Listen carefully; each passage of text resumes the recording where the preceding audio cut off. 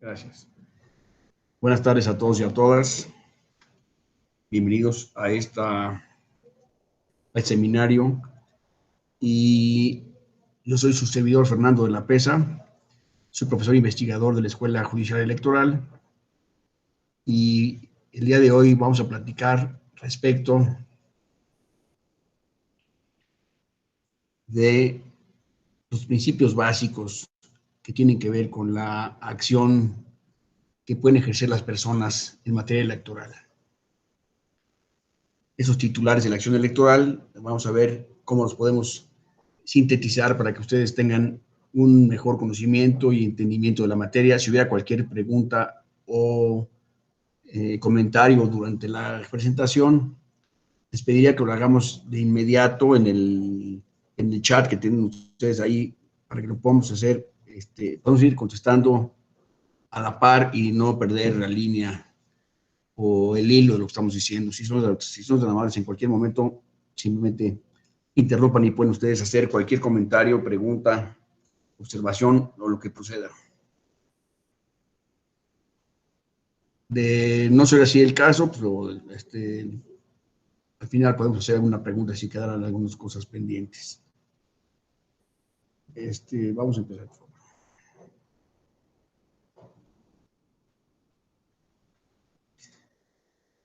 Entonces, nos referiremos a los titulares de la... Estas materias fundamentalmente van a ser de carácter federal, pero ustedes ya saben que esto hay que verlo a la luz de la legislación de cada uno de los domicilios terrenos en particular, pues el sistema es igual para todos, solo que aquí veremos desde el punto de vista federal básicamente.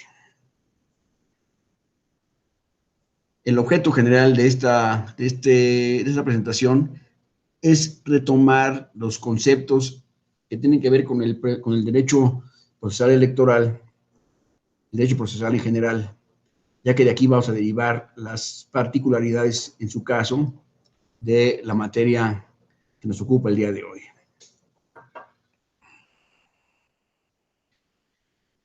Entonces, tenemos como objetivos específicos analizar para las personas que estamos presentes en esta sesión cuáles son las características que podemos ver en materia general respecto del proceso electoral que será aplicable para los casos que se presenten y, por supuesto, quiénes son los titulares de esa acción electoral.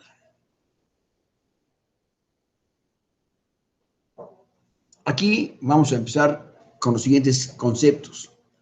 Vamos a estudiar lo que significa un litigio, la acción en particular, qué significa la jurisdicción y la competencia, qué significa un juicio y un recurso, así como las partes formales del procedimiento, qué es un proceso y qué es un procedimiento, y en general los elementos del derecho procesal electoral. Respecto al derecho procesal electoral, por supuesto, nos referiremos al concepto y objeto del mismo, las fuentes formales que informan al derecho procesal electoral. También hablaremos de los presupuestos procesales, del interés jurídico e interés difuso o colectivo, los sujetos procesales, y un tema muy importante que trataremos de analizar aquí es el tema de la prueba.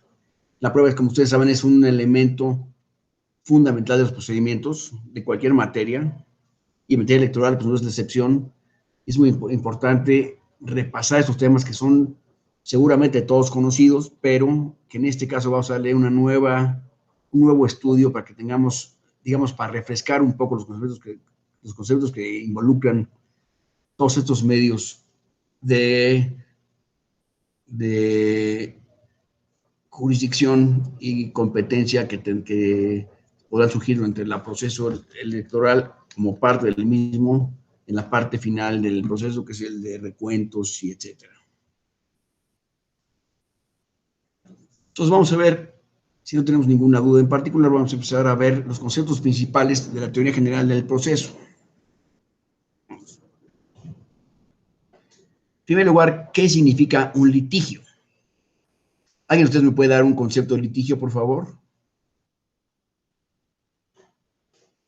Bueno, lo lamento. El litigio es el conflicto de intereses calificado por la presentación, por la pretensión de unas partes y la resistencia de la otra. Es decir, cuando existe en una relación jurídica un desacuerdo entre las partes, que alguna de las dos pretende llevar a la judicatura, ejerce una acción judicial en contra de la otra. Esto, por supuesto, le va a dar en particular el concepto de litigio, es decir, este conflicto presentado entre la pretensión del actor, que se llama la parte que ejerce la acción, y la resistencia que ejerce la otra parte, que se llama la parte del demandado, esta tensión que se forma respecto a los hechos que se están discutiendo en el procedimiento, constituye el litigio. Entonces, repetimos, comienza con la pretensión que uno de los dos, que es el actor, ejerce, la cual se formula mediante la demanda que presenta frente a un órgano jurisdiccional en contra de el llamado demandado o sujeto pasivo de la relación procesal electoral, y entonces entre estos dos se ejerce o se establece la controversia. El actor, por ejemplo, dice que en el fecha 8 de marzo surgió tal cosa en la Ciudad de México. Si está de acuerdo, si el demandado no se opone a eso, se considera un hecho confesado o aceptado, por lo tanto no hay controversia sobre él y no forma parte del litigio o de la litis. La litis va a consistir en los puntos que son controvertidos precisamente. Si después dice que después de ese día se llevó a cabo una diligencia electoral que consistió en la elección, por ejemplo, mediante el establecimiento de casillas electorales, etcétera, y el demandado no se opone a nada de eso, o sea, está de acuerdo, no contradice nada de lo que está diciendo. Entonces todo está perfectamente y se considera un hecho confeso o aprobado.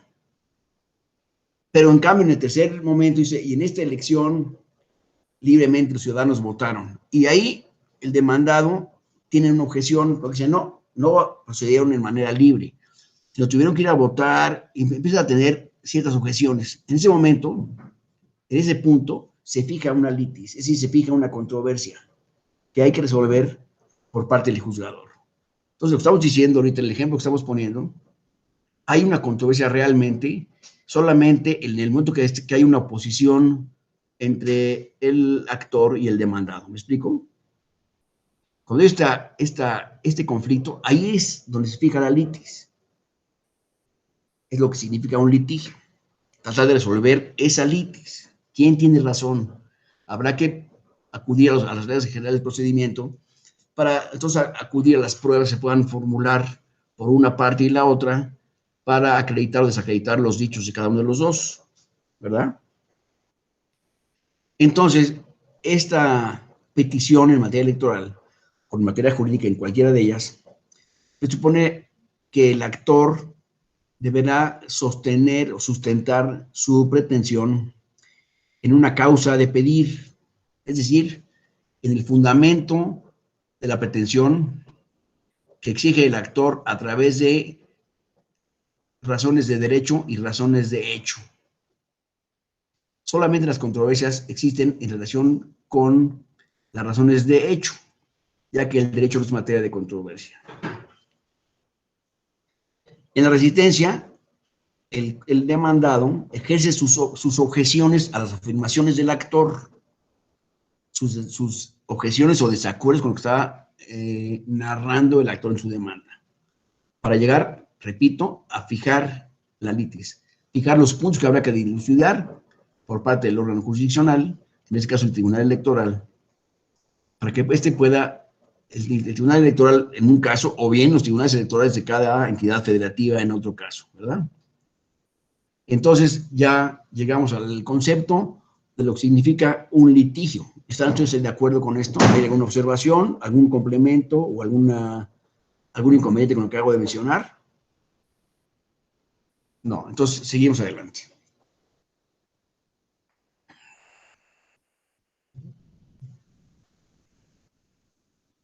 El actor ejerce, por supuesto, una acción.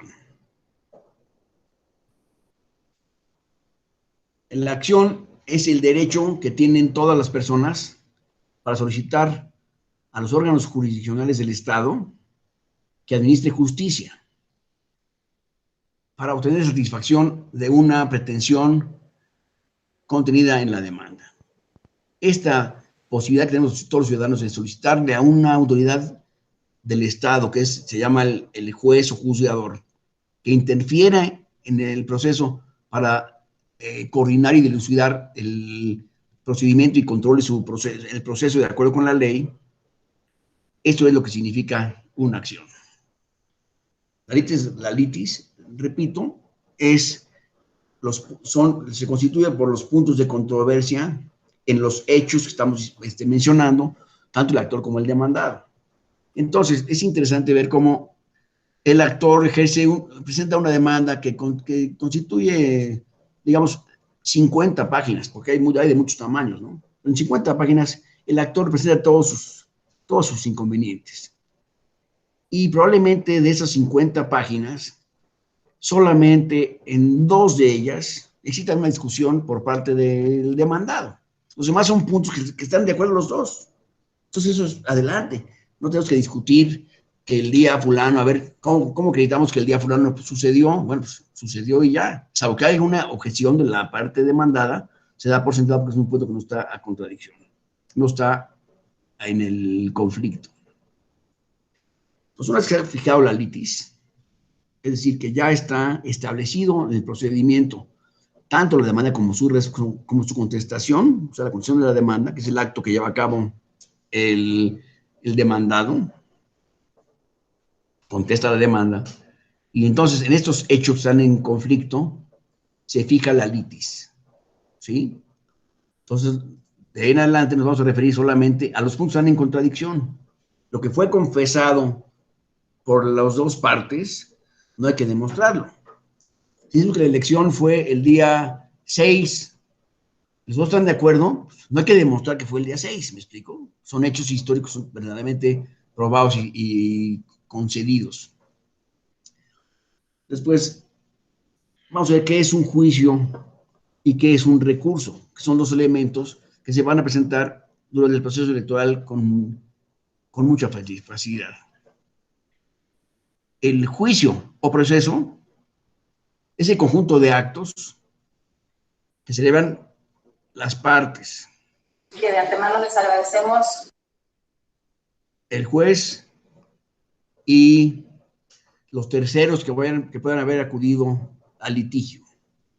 Estas partes integran lo que significa el proceso.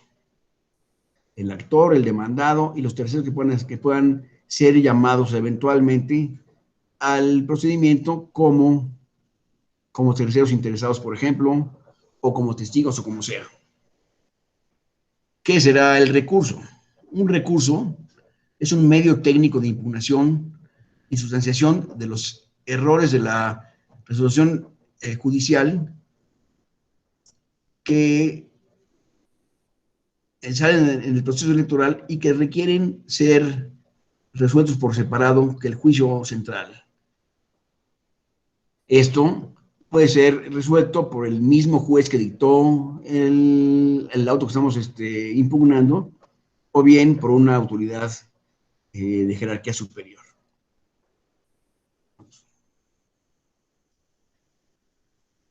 Ahora, existen dos elementos que son muy importantes en cualquier juicio, que son el tema de la jurisdicción y el tema de la competencia. ¿Qué es la jurisdicción? Si alguien tiene algún comentario, por favor, deténganme y lo hacemos con mucho gusto, ¿eh? ¿Qué es la jurisdicción? Es la potestad de juzgar que corresponde exclusivamente a los jueces o tribunales que tienen por objeto el conocimiento el conocimiento y la resolución del litigio que estamos presentando. Es lo que significa la jurisdicción. Y la competencia es el ámbito en el cual el órgano de autoridad puede desempeñar válidamente sus atribuciones y funciones como juzgador. Estos son los dos elementos que componen cualquier juicio, una jurisdicción y una competencia. Esos dos elementos se van a dar, por supuesto, en todos los procedimientos judiciales, electorales o de cualquier otra naturaleza. Ahora vamos a hablar de las partes, es decir, quiénes intervienen en el juicio, qué personas intervienen en el juicio o pueden intervenir en el juicio. En primer lugar, decimos, por supuesto, el actor.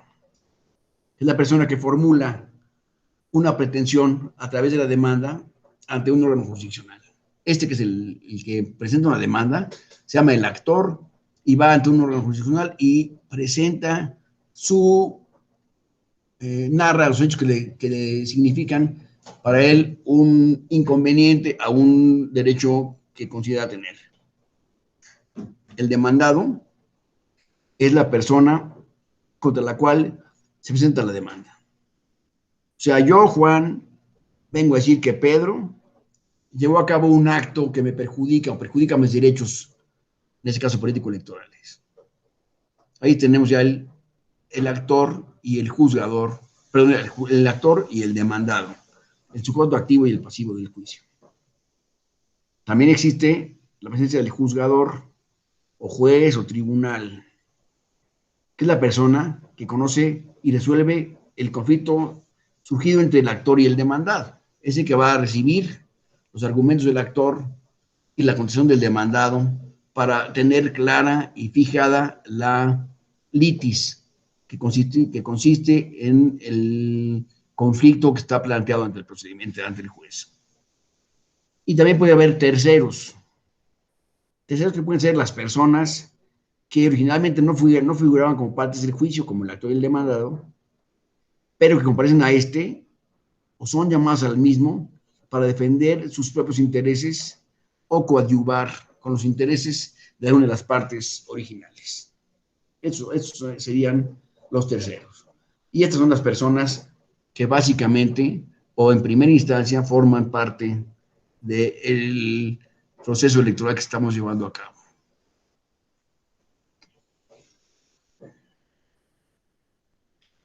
¿Qué significa proceso?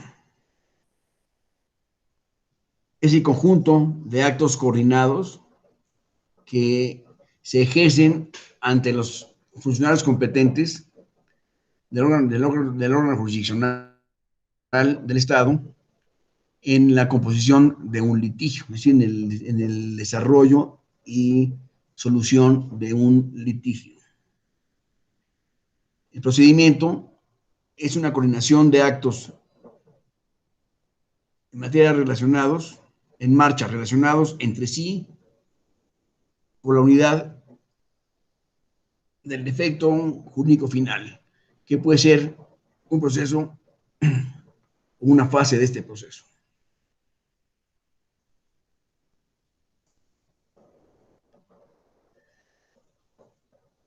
De esto trataremos de deducir el concepto de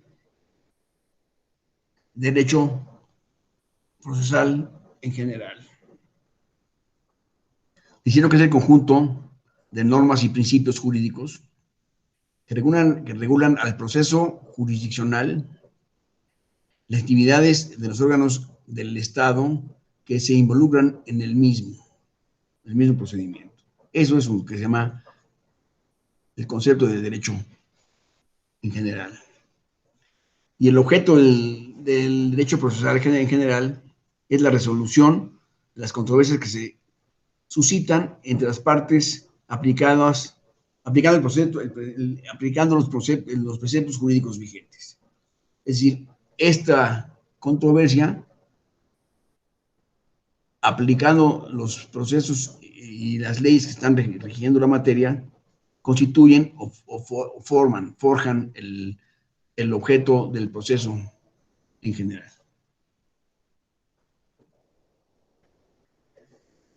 Fundamentos del derecho procesal electoral.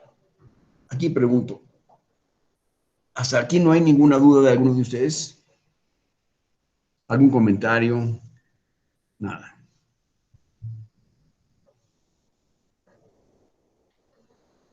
Ya nos vamos acercando a nuestro campo de acción, que es el derecho electoral. Entonces vamos a ver en qué se parece el derecho. ¿Sí, Lisette Sánchez? No, no veo usted en la mano.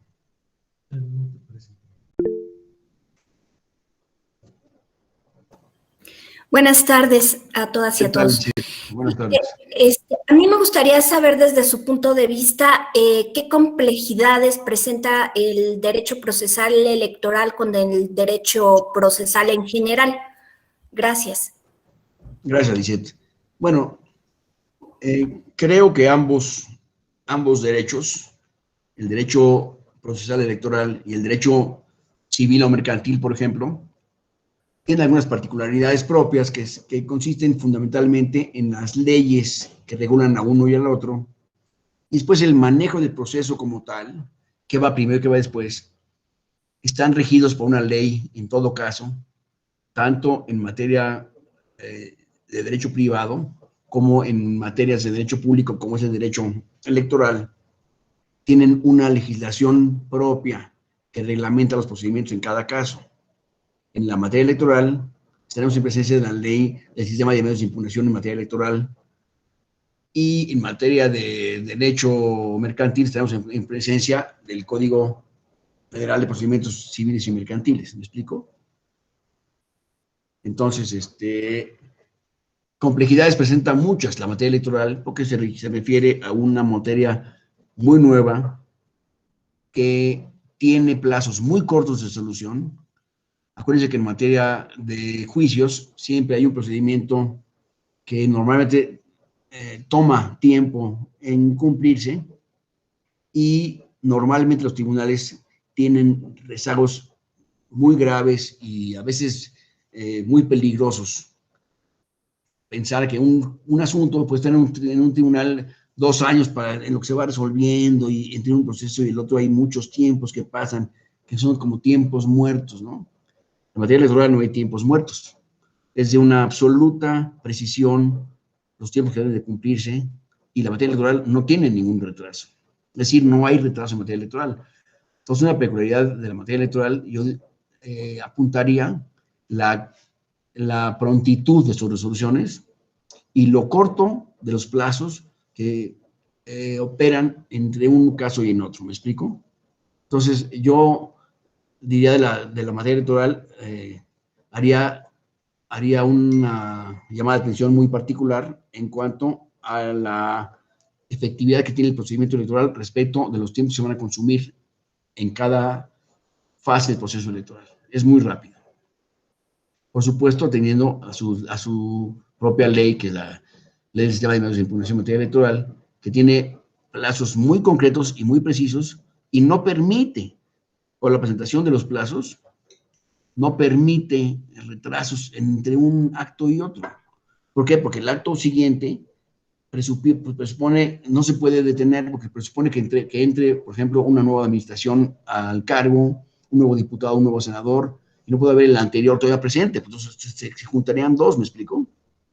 Entonces, esto hace muy particular el derecho electoral y muy dinámico y rápido en sus resoluciones. Es lo que podría contestar. No sé si esté con eso suficiente, Lisette. Ok, gracias. ¿Tenemos alguna otra pregunta, por favor? No. Bueno, vamos adelante. El conjunto de normas y principios jurídicos que regulan los procedimientos contenciosos electorales y la actividad de los órganos del Estado que intervienen en estos mismos constituye el derecho procesal electoral. Aquí lo voy a repetir: se encuentra fincado o establecido en la Ley General del Sistema de Medios de Impugnación en materia electoral. el objeto del derecho electoral, del derecho procesal electoral, es resolver, mediante la aplicación de derechos,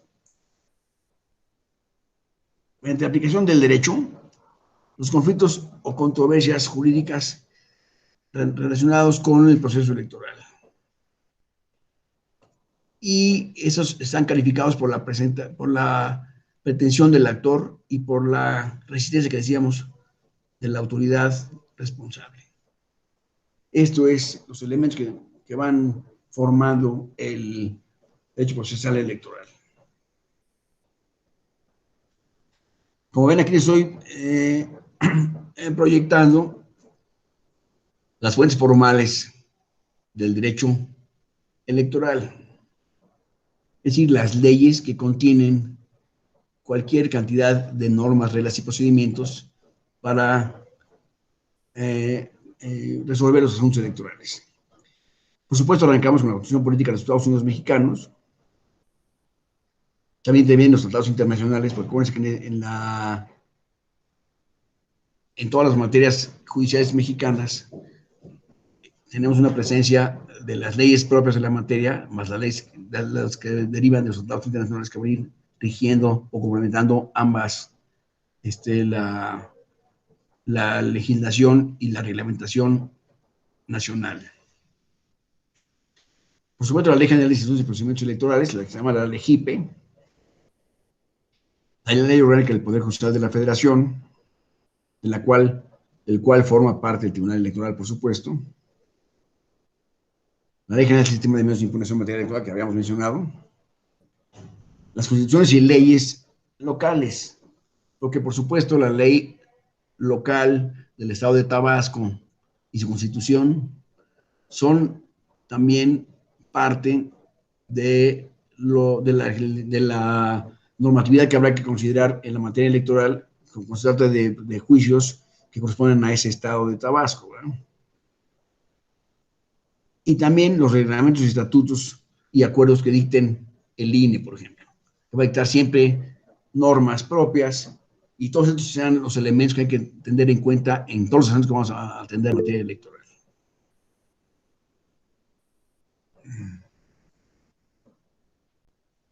Bueno.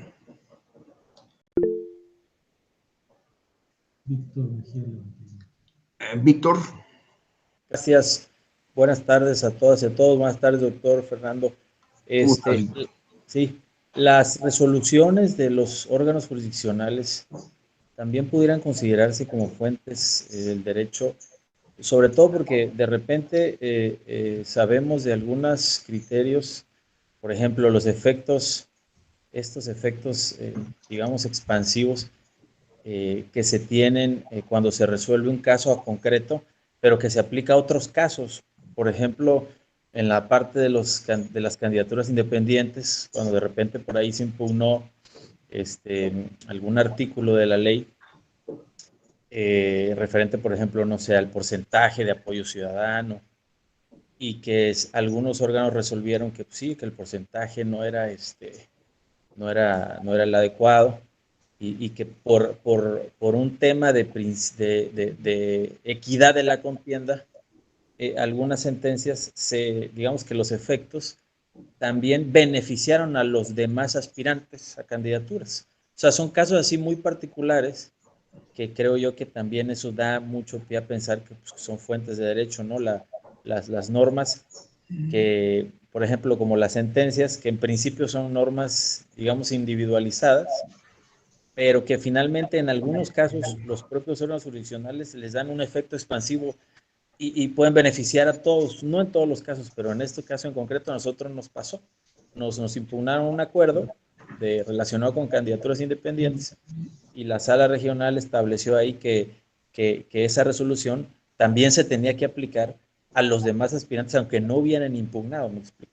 Entonces creo que es bueno, déjame que llegue a las resoluciones y ahí vemos de qué manera pueden ser aplicables a unos y a otros, ¿no? Pero entiendo tu pregunta y te la agradezco mucho, y la vamos a resolver sin duda. Más adelante nos vamos a referir a ese punto en especial, ¿sí? Si me dejas ir más en el orden que debemos llevar, llegamos a ese punto sin ningún problema.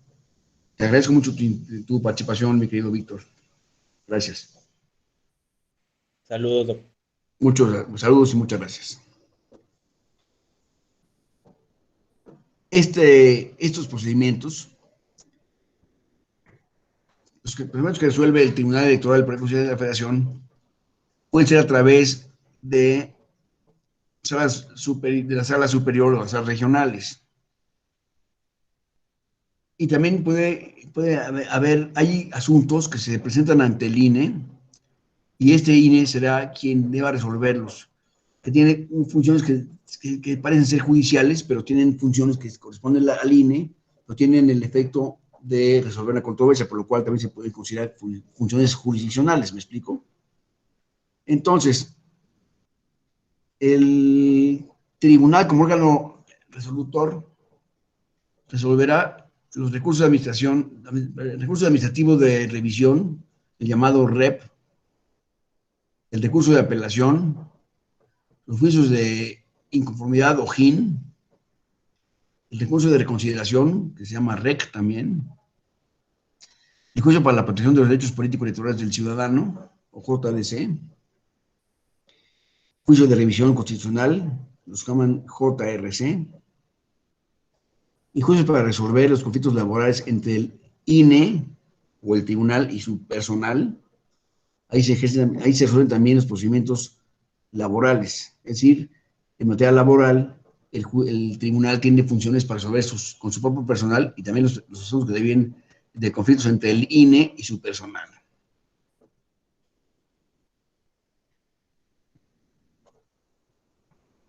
Y recursos jurisdiccionales de revisión, contrataciones del INE y de salas regionales especializadas en cada caso. Las salas regionales, ¿cómo se resuelven? Recursos administrativos de revisión, el recurso de apelación, el juicio para protección de los derechos políticos y electorales del ciudadano, juicio de revisión constitucional,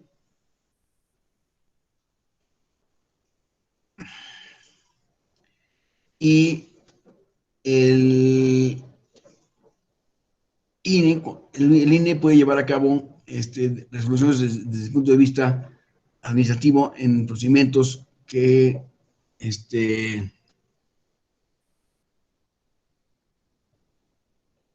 consisten en juicios de revisión.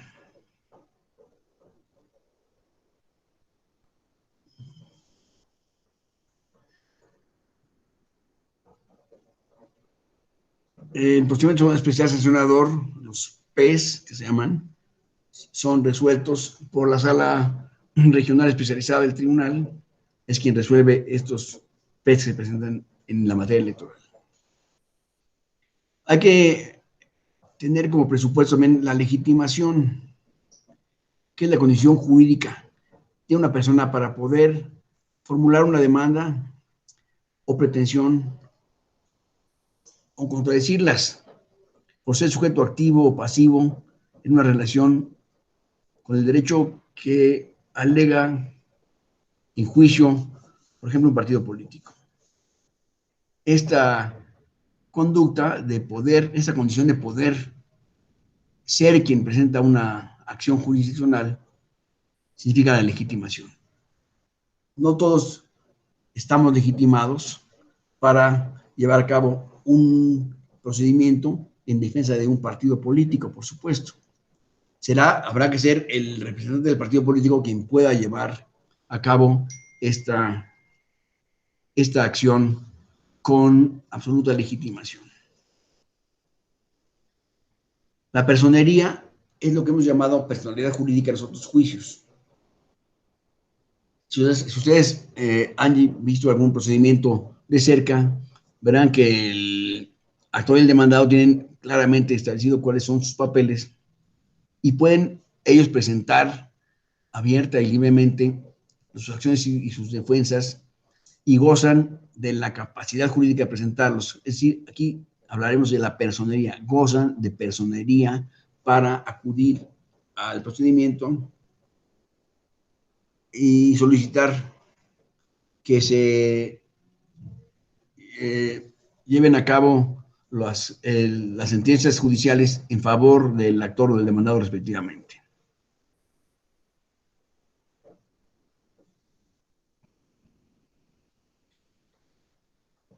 Esos principios procesales son de legitimidad, de conexidad y independencia. ¿Alguien sabe lo que significan estos dos elementos? Conexidad es el caso en el cual se reúnen dos o más procesos con el objeto de que todos los integrantes en un solo juicio, que todos se integren en un solo juicio y sean resueltos en una sola sentencia. Entonces, en esos casos, hay varios diferentes actores, pero pretenden cosas semejantes, cada uno por su cuenta. Entonces, en este caso, el tribunal suma los juicios y los acumula para resolverlos en una resolución conjunta o común. La litigispendencia se presenta cuando existe una controversia pendiente de resolución y se presenta con otra identidad de sujetos y objeto o litigio. En este caso, estamos hablando de las mismas personas, pues hablamos ya no de conocimiento, sino de litispendencia.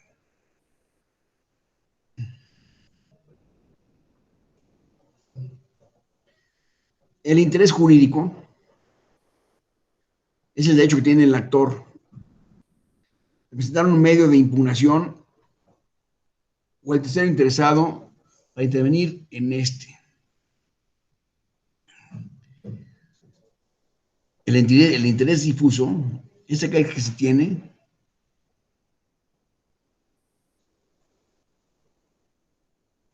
un sujeto para participar en un medio de impugnación sin que el acto o resolución impugnado afecte directamente a sus intereses personales, sino que afecta a los intereses comunes de todos los miembros de la comunidad o a la que pertenece esta persona. Es decir, el representante de una comunidad indígena, por ejemplo, que comparece ante un procedimiento judicial, está actuando en representación de un grupo difuso de personas, de diversos integrantes de la comunidad. Entonces, la resolución que obtenga el procedimiento afectará a los intereses de todos los integrantes de la comunidad que está representando. ¿Me explico?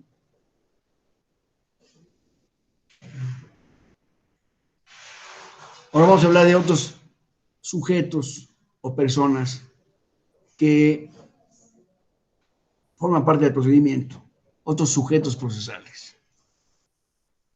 En primer lugar, tenemos, por supuesto, a la autoridad o partido político responsable.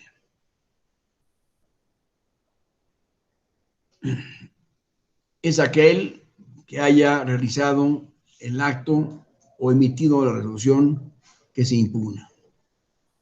Esta puede ser la autoridad responsable o un partido político responsable. Acuérdense que desde el año 2008, en la reforma legal de esta fecha, un órgano partidista es sujeto responsable en un medio de impugnación. Ya los órganos de los partidos pueden ser considerados como responsables en un procedimiento judicial electoral. También son miembros o pueden ser partes o sujetos del procedimiento los partidos políticos.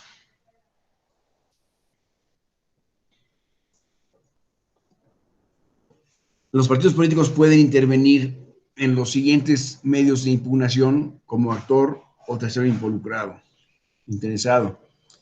Son el recurso administrativo de revisión, el recurso de apelación, juicio de inconformidad, recurso de reconsideración, juicio de revisión constitucional o juicio jurisdiccional de revisión.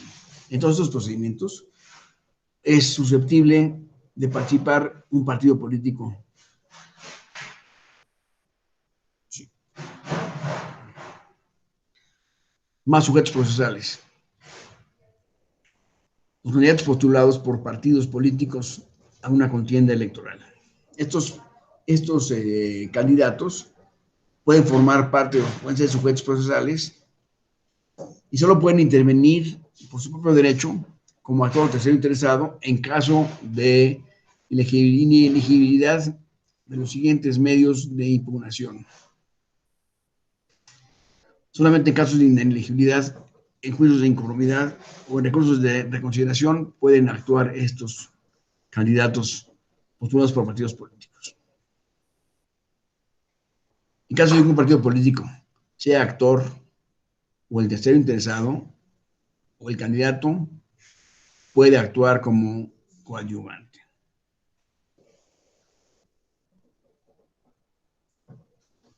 También pueden ser sujetos procesales los candidatos independientes. Estos solamente podrán actuar como tercero interesado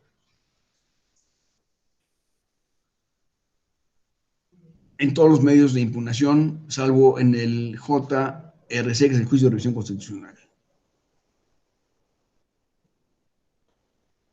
Otros sujetos son los ciudadanos. Los ciudadanos pueden intervenir en los siguientes medios de impugnación como actor o como tercero interesado. Pueden actuar en el recurso administrativo de revisión, en el recurso de apelación, el juicio de protección de los derechos políticos electorales del ciudadano, que se llama JDC, o bien en el recurso judicial de revisión. Vamos adelante. Otros sujetos que pueden participar en el procedimiento son los aspirantes o participantes, los precandidatos, a cargos de elección popular. Estos también pueden fungir o actuar en el proceso electoral. Los concesionarios de radio y televisión, esos también pueden ser parte demandada o necesitar acudir a un procedimiento electoral.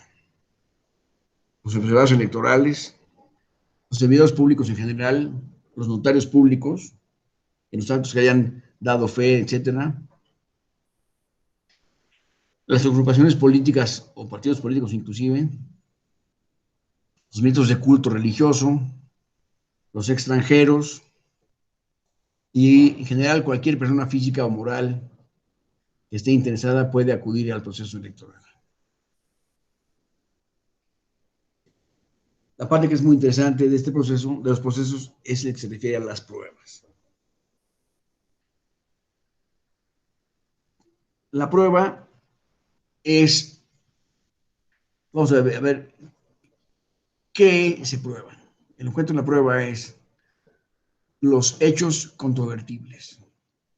En aquel punto en los cuales las partes no se pusieron de acuerdo en la demanda y en contestación de la demanda, es donde nos fijaba la litis, esas controversias, esos son los que pueden ser objeto de prueba, ninguna otra.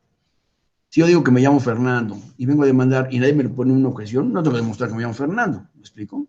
Es un hecho aceptado por todos. Solamente cuando exista una controversia respecto de un punto que estamos discutiendo, sea un hecho controvertible, se requiere probar. No son objeto de prueba, el derecho, porque el derecho existe, es cosa de citarlo y se cita y no tengo que demostrar que la ley lo dice. Puedo postar una ley y si la ley lo dice, vas a consultarla para ser suficiente.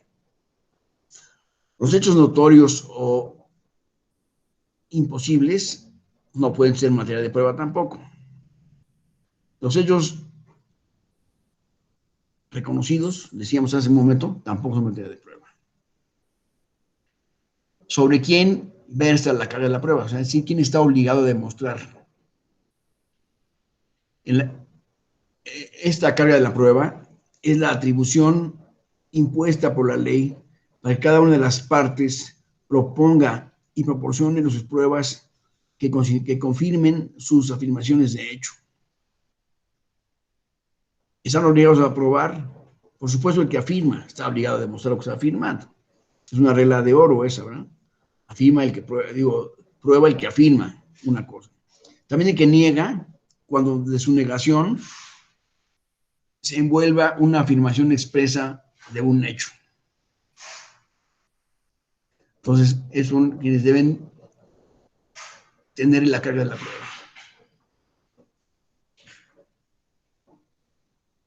¿Cuáles son las etapas del procedimiento probatorio? Primero, el ofrecimiento de pruebas. Es la oposición de las pruebas y corresponde a las partes.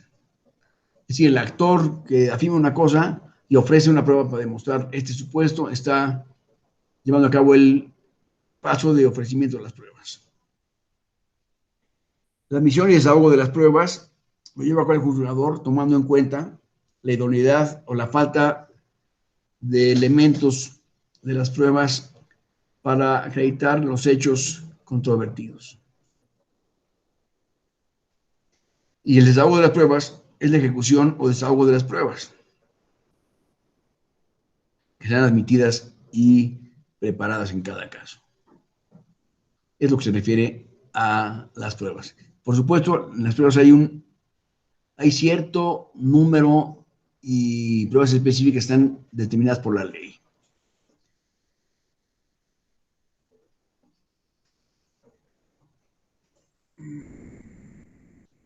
¿Cómo deben de valorarse las pruebas? Hay un mecanismo que se llama pruebas legal o tasada, que es un mecanismo que en el cual el legislador establece el valor que debe darse a cada uno de los medios probatorios. Hay pruebas tasadas o legales que consisten en eso. Se ofrece una prueba y la ley establece cuál será el valor que se debe dar a esa prueba. Después hay el mecanismo libre de valoración, que es la facultad que tiene el juzgador para determinar en forma concreta y racional la fuerza probatoria que cada uno de los medios probatorios tendrá en el juicio concreto. Esas deben estar siempre conforme a las reglas de la lógica, la sana crítica y las máximas de la experiencia. Así deben ofrecerse las pruebas en derecho electoral. Un sistema mixto que implica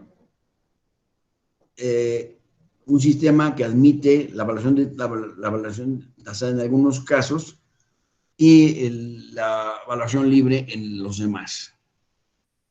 Y que hay de las dos, tanto libres como tasadas.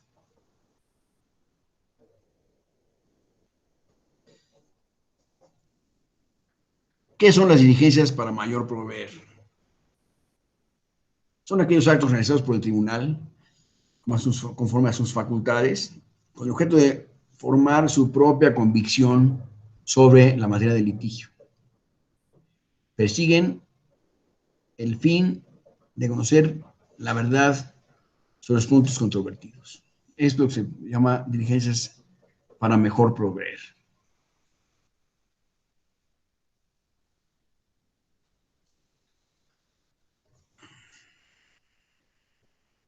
Resoluciones administrativas. Esas pueden ser acuerdos o resoluciones.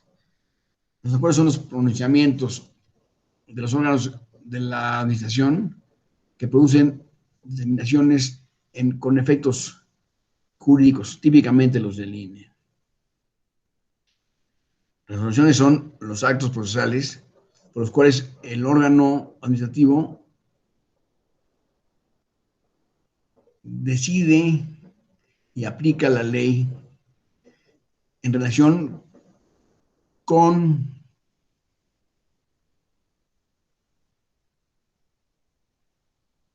otras peticiones, los demás actos de las partes y los otros procedimientos, los otros que proporcionen las partes para decidir sobre un caso concreto, típicamente también del Instituto Nacional Electoral.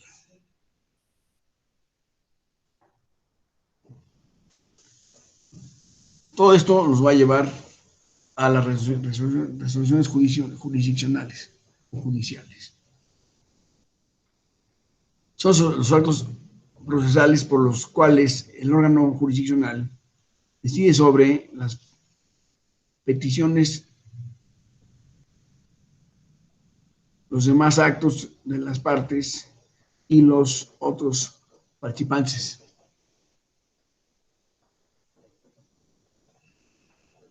Estos pueden ser autos, que son los que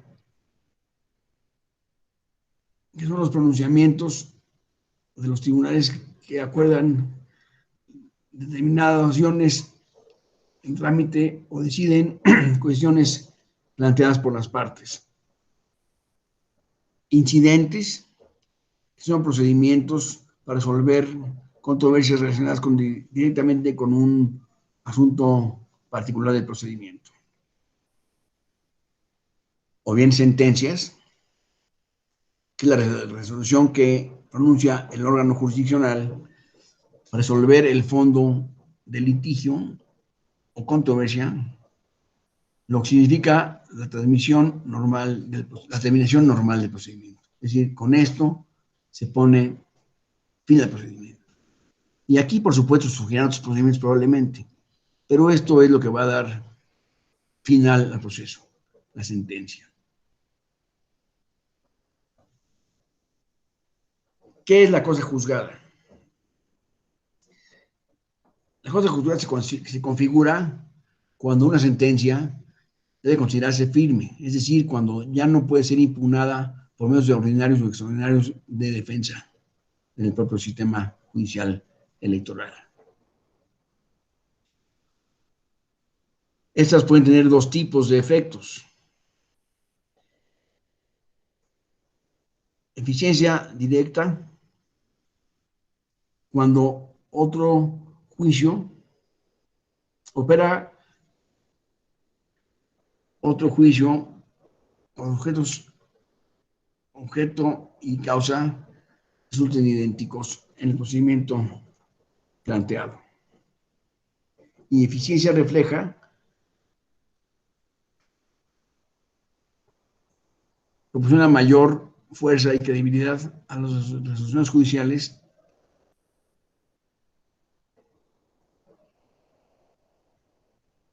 evita que criterios diferentes formen parte de la misma discusión y no distinguen el objetivo central de la sentencia. Después hay que tener en cuenta que existen en todo momento los medios de comunicación procesal, es decir, los medios jurídicos mediante los cuales las partes y el juez estarán en comunicación. Son actos que deben tener formalidades, solemnidades, como son estos medios sirven para informar, ordenar o transmitir ideas del juzgador a los sujetos que intervengan en un juicio determinado. Por ejemplo, las notificaciones es el acto por el cual se comunica una resolución judicial o administrativa a las partes interesadas. El emplazamiento es el acto por el cual se comunica al interesado la existencia de una demanda en su contra. Requerimiento es la orden del juez dirigida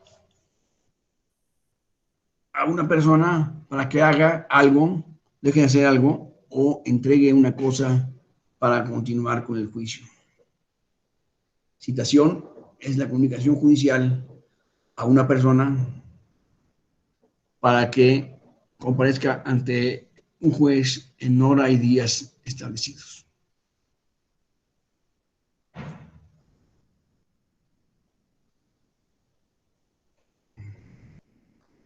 Y ya estamos en la sentencia. Esta requiere ser ejecutada. Es decir, en la sentencia deben incluirse todos los puntos que formaron en el procedimiento parte de las controversias que planteadas entre las partes y deben ser resueltas en un solo momento, que es el momento de la sentencia, que debe incluir todos los elementos argumentativos y físicos o existentes en el expediente para la solución total del procedimiento. No puede haber una sentencia que resuelva 8 de 10 puntos y que queden dos pendientes de resolución. Eso no debe ser. La misma sentencia debe contener una respuesta para todos los planteamientos de las partes en el juicio.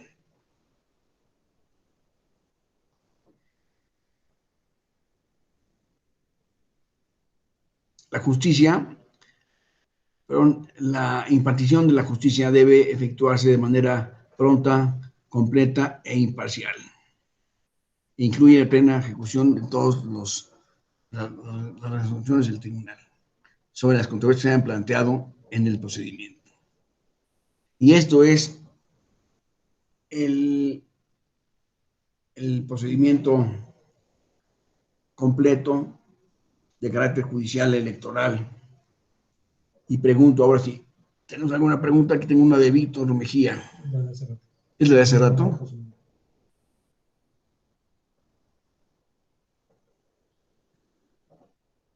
Víctor Mejía, no tienes ninguna pregunta aquí, ¿verdad? No, Doc. Perdón, es que aquí estabas abierta. Tienes la mano levantada todavía. ¿Alguien más que tenga algún comentario o pregunta o complemento a la que acabamos de mencionar hasta este momento? Por favor, quiero oír sus voces y ver sus inquietudes, si las hubiera.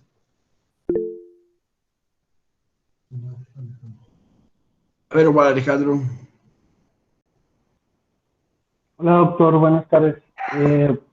Me quedó duda, por ahí en la diapositiva 32, si no me equivoco, de los sujetos procesales, es el punto 3 de candidatos postulados por partidos políticos para situaciones de inelegibilidad. Menciona que solamente para dos tipos de medios de impugnación, para el juicio de inconformidad y para el recurso de reconsideración. Ahí, ¿por qué no podría aplicar el JDC? A ver, vamos a ¿cuál es la disposición que me dices? 32, a ver. No, en la 22. 22.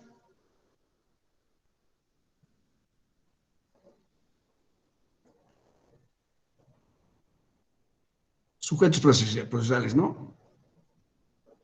Sí, es esa. ¿Me puedes repetir tu pregunta, por favor? Aquí la tenemos a la vista. Que ¿por qué en este caso no podría ser también con un JDC?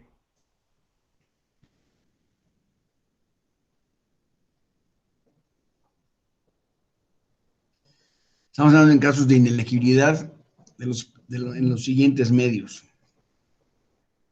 Estamos hablando en dos procedimientos específicos y hablamos de la inelegibilidad en ellos.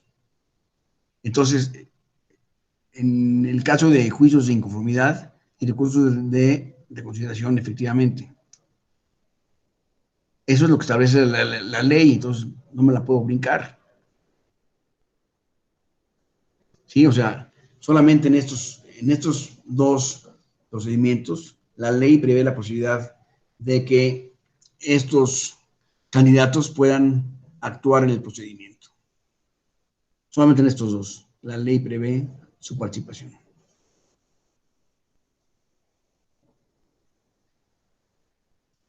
¿Algún otro comentario?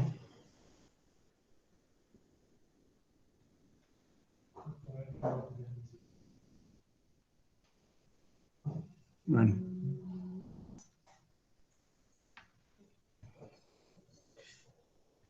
A ver, ¿qué hay después de esto? Las medidas de apremio y disposiciones disciplinarias.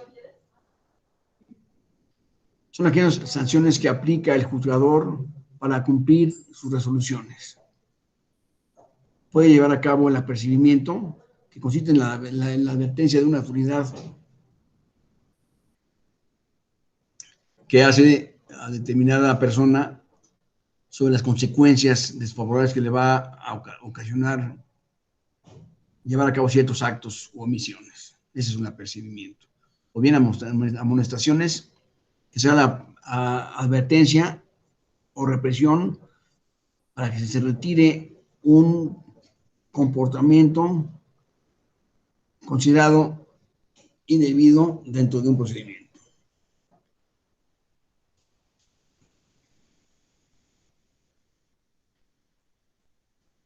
Estas también pueden ser reforzadas con multas que implican el pago de una suma de dinero no al tribunal, por supuesto, a la autoridad fiscal del gobierno. El auxilio de fuerzas públicas es la colaboración del Estado para forjar o forzar el cumplimiento de la sentencia. En caso de que no se cumplan voluntariamente, tiene en todo caso la posibilidad de hacer uso de la fuerza del ejército del Estado para que éste ordene y lleve a cabo lo necesario para que se cumpla con la sentencia. O el arresto administrativo, por supuesto, que significará la detención administrativa de carácter provisional para que se presione a la persona que debe cumplir un determinado hecho. Con eso terminamos con la presentación. Me queda pendiente por si hubiera algún comentario de su parte.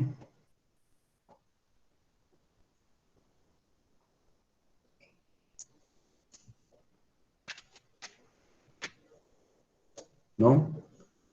Bueno, esta presentación la pueden ustedes, si les interesa, la pueden ustedes obtener en la Escuela Judicial, para lo cual les sugiero comunicarse con el licenciado, con el maestro Miguel Ángel Sánchez Vieira, quien estará dispuesto con ustedes a poderles proporcionar cualquier información que requieran a este respecto.